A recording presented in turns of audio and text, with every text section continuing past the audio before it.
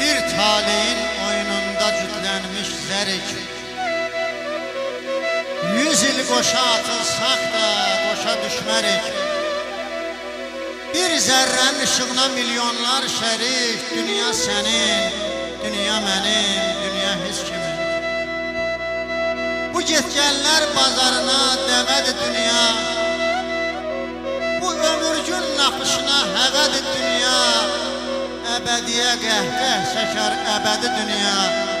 Dünya sənin, dünya mənim, dünya heç kimin. Çevrəsindən çıxsa əgər sevda fırfıran, bir ümidin ətəyindən tutub da fırlan, eşidirsən? Pıçıldayır yıxılan, duran. Dünya sənin, dünya mənim, dünya heç kimin.